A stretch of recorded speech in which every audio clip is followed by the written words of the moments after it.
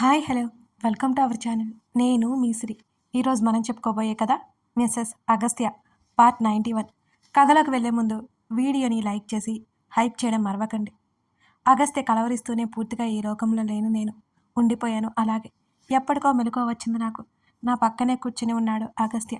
అర్థమైంది రూమ్ కూడా షిఫ్ట్ చేశారని. నేను బేబీ కోసం తడుముతూ తన వైపు చూశాను. నా తల మీద ముద్దు పెట్టుకున్నాడు అగస్త్య. మా బేబీని హృదయం మీద పడుకోబెట్టాడు. నా పాప అనుకోగానే కళ్ళల్లోంచి నీళ్లు వచ్చేశాయి. తెలియని ఉద్వేగం నాలో. నేను అగస్త్య వైపు చూశాను. తన కళ్ళలో సంతోషం, గర్వం సమపాలలో ఉన్నాయి. పాపని తన చేతుల్లోకి తీసుకుని ఎంతో అపురూపంగా చూసుకుంటున్నాడు అగస్త్య. ఎంతైనా తన రక్తం కదా. నేను కళ్ళు తుడుచుకుంటూ వాళ్ళని చూశాను. నా చేతిని తీసుకుని కిస్ చేసి మా అమ్మ మళ్ళీ నా దగ్గరికి వచ్చింది. Thank you so much for this wonderful gift అంటూ నా పెదవుల మీద మరోసారి ముద్దు పెట్టుకుని దూరం జరిగాడు అగస్త్య. తన కన్నీటి చుక్క నా చెంప మీద పడింది. గబుక్కున తన వైపు చూశాను. తను చాలా అందంగా సంతోషంగా నవ్వుతున్నాడు. నేను వాళ్ళిద్దరినీ మురిసిపోయి చూస్తుంటే మా డాడీ వచ్చారు. నా దగ్గరికి వచ్చి యోగక్షేమాలు కనుక్కొని ఎంత భయపడ్డారో చెప్తుంటే చిన్నగా నవ్వుకున్నాను నేను. అగస్త్య ఇంకెంత భయపడ్డాడో మా డాడీ వివరిస్తుంటే తన వైపు చూశాను.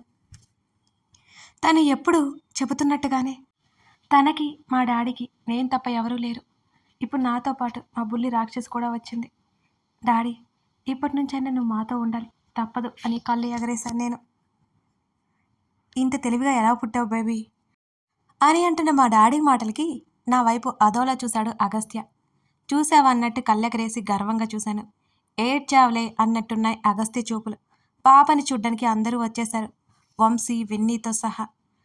మన ఫ్రెండ్షిప్ లాగా వీళ్ళ ఫ్రెండ్షిప్ కూడా బాగుండాలని పాపను కన్నావు కదా శ్రీ. విన్ని కన్ను కొట్టింది నన్ను చూసి. అఫ్ కోర్స్ అని నవ్వాను నేను కూడా. చక్రవర్తి ఎంపైర్కి వారసురాలు నా బేబీ. అంకుల్ అయితే ఎంత ఆనందపడుతున్నారో ఆయనకే తెలియదు అసలు. పాపలో మా అమ్మని చూసుకుంటున్నారు మా డాడీ. అగస్త్య తన డాడీ ఏమో మా అత్తయ్యని చూసుకుంటున్నారు. చిన్నగా నవ్వుకున్నాను నేను వాళ్ళని చూసి. అందరూ వెళ్ళిపోయిన తర్వాత బెడ్ రెస్ట్కి ఆనుకొని కూర్చొని నా పక్కనే కూర్చున్నాడు అగస్త్య. మా బుడ్డది తన గుండెల మీద నిశ్చింతగా నిద్రపోతుంది.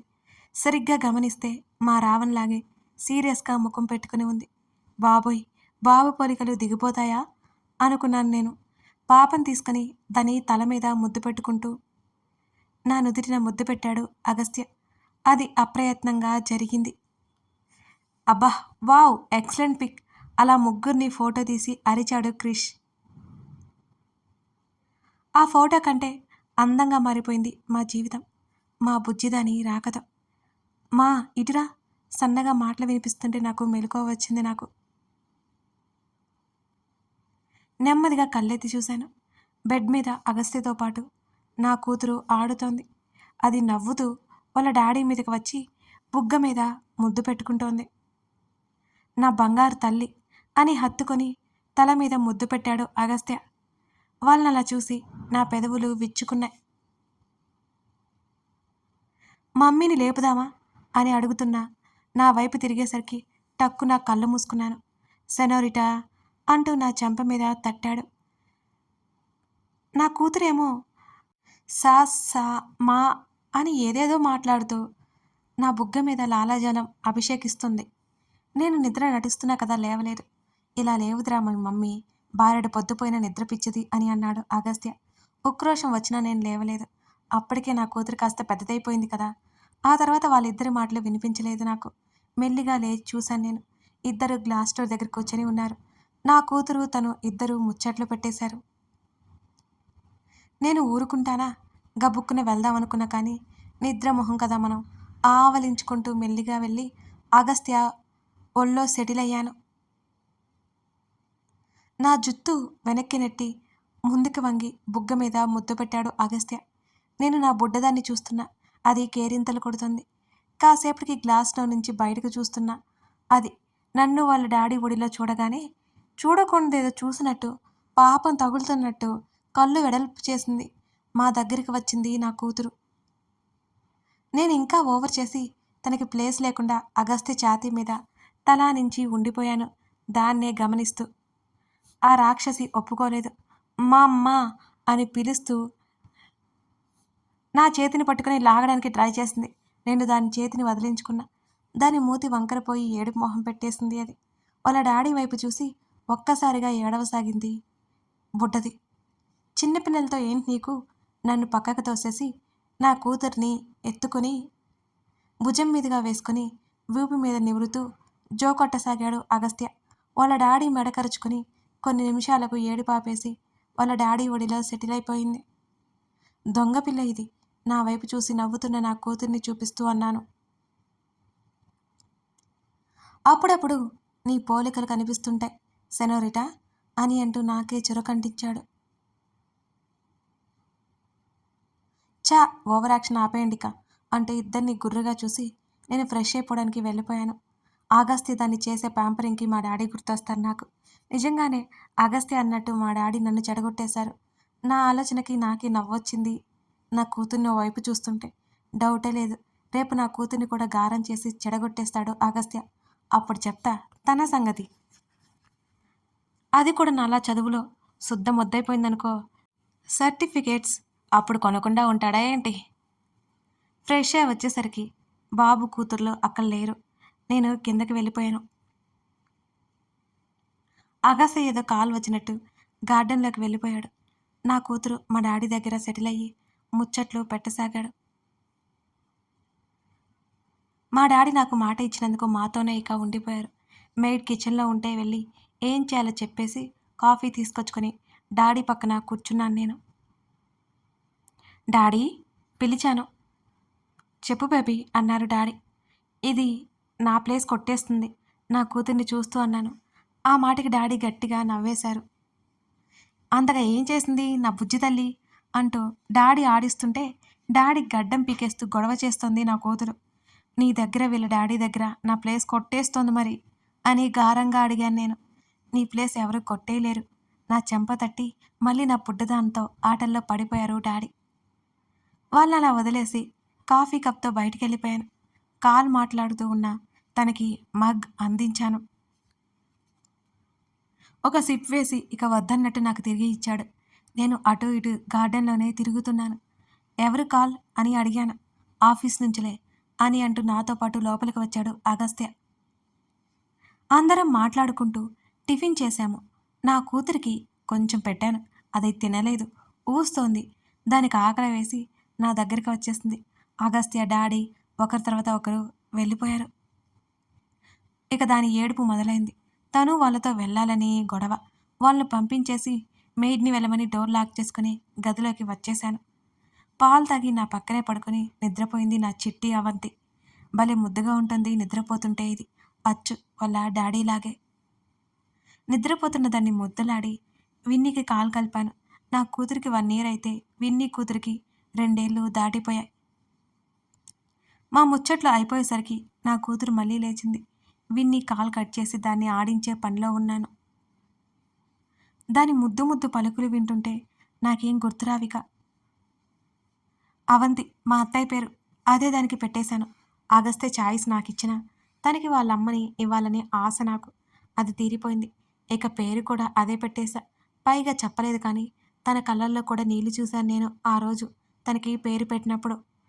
ప్రస్తుతానికి మరింత సంతోషంగా హరివిల్లులా సాగుతోంది మా జీవితం. ఆ రోజు మా డాడీ ఫ్రెండ్స్తో వెళ్ళారు. ఇంటికి రాలేదు. మెయిడ్ వంట చేసి వెళ్ళిపోయింది. అవిని పడుకోబెట్టి తన కోసమే చూస్తున్నా నేను. చాలా ఆలస్యంగా వచ్చాడు అగస్త్య. వచ్చి రాగానే ఫ్రెష్ అయిపోయాడు. తన కూతురు దగ్గరికి వెళ్ళి అలాగే చూసుకుంటూ తల మీద ముద్దు పెట్టుకున్నాడు అగస్త్య. అబ్బో అన్నట్టు చూశాను నేను. నా మూతి తిప్పుళ్ళకి తను సన్నగా నవ్వి నా దగ్గరికి వచ్చాడు. డిన్నర్ చేద్దాం పదా, ఆకలేస్తుంది. నా దగ్గరికి రాకముందే బయటకి నడిచేశాను నేను. వచ్చాడు నా వెనకాలే. వెళ్ళిపోతున్న నా చేతిని పట్టుకున్నాడు. తన వైపు తిరిగి ఏంటి అన్నట్టు కళ్ళెగరేశాను. నన్ను దగ్గరికి లాక్కుని కుళ్ళుకుంటున్నావా నా కూతుర్ని చూసి అని కళ్ళెగరేశాడు. చా ఇక నాకు అదే పని. పొగరుగా చెప్పి వదిలించుకుంటుంటే వదలలేదు. అలాగే చేతుల్లోకి తీసుకుని డైనింగ్ టేబుల్ వరకు తీసుకొచ్చేశాడు. కూర్చోబెట్టేశాడు. తన వైపే చూశాను. నా జుత్తు నెమ్మదిగా సవరించి నా చెంపల మీద చిరుముద్దులు అద్దాడు. అప్రయత్నంగా నా కనులు మూసుకుపోయాయి. అవి లేస్తుంది అన్నాను నేను. ఇప్పుడే కదా పడుకుంది, ఏడిస్తే వినిపిస్తుంది అంటూనే నా పెదవులు అందుకున్నాడు. భారంగా ఊపిరి తీసుకుంటూ తన మెడ చుట్టూ చేతులు వేశాను. తన పెదవుల స్థానాన్ని మార్చుకుంటూ వెళ్ళిపోతున్నా నా చేతులు తన చుట్టూ మరింతగా బిగుసుకున్నాయి. డిన్నర్ చేయాలి. నా స్వరం చాలా లోతుగా వచ్చింది. చాలా కష్టంగా నా నుంచి దూరం జరిగి నా కళ్ళల్లోకి చూస్తూ మరోసారి ముద్దు పెట్టుకున్నాడు. తన చూపు, తన స్పర్శలో ఉన్న అర్థమేమిటో నాకు అర్థమైపోయింది. కొంచెం తినాలి అంటూ కష్టంగా విడిపించుకుని టేబుల్ దిగేశాను. నాకు ఆకలి లేదు. డైనింగ్ టేబుల్ ముందు కూర్చొని తల వెనక్కి వాల్చాడు. ఇద్దరికి ఒక ప్లేట్లో పెట్టుకొచ్చి తనకి తినిపించేశాను. నేను ఒకవైపు తినేశా. తను నన్నే చూస్తున్నాడు. తన చేతులు కుదురుగా లేవు. ఏంటో అయ్యగారికి వచ్చి రాగానే నా మీద గాలి మళ్ళిందేంటి అని కళ్ళు ఎగరేశాను. మిస్ యూ అన్నాడు అదే పదునైన చూపుతో. అతను అలా చూస్తుంటే ఇక నాకు ఎక్కడ మాటలు వస్తాయి. చూపుని ప్లేట్ వైపుకి మళ్లించి తినిపించి హ్యాండ్ వాష్ చేసుకుని వచ్చాను. స్వీట్ తింటావా? చేతిలో పట్టుకొచ్చి తన ముందు పెడితే అడ్డంగా తల ఊపాడు. నేనే తింటానులే అంటూ నా పెదవుల మధ్య పెట్టుకుని చేతులు వదిలించుకుంటుండగా అది తను అందుకున్నాడు. ఆ హఠాత్ పరిణామానికి నా కనులు వెడల్పయ్యాయి. అది ఇద్దరి మధ్య కరిగిపోయింది. మరోసారి తన మాయలో పడిపోయాను. అలాగే తీసుకొచ్చేశాడు. బెడ్ మీద నా కూతురు గాఢ నిద్రలో ఉంది. అలాగే గ్లాస్ డోర్ వైపుకి తీసుకెళ్ళిపోయాడు. సమయం గడిచిపోతుంది. మా నుంచి చలి పారిపోయింది. మా శరీరాల మీద వెచ్చదనాన్ని పొంది చిరుచెమటలు మీదకు చేర్చుకున్నట్టుగా ఉన్నాయి. నా హృదయం మీద వాలిపోయి ఉన్న తన తల నిమురుతూ కళ్ళు మూసుకున్నాను.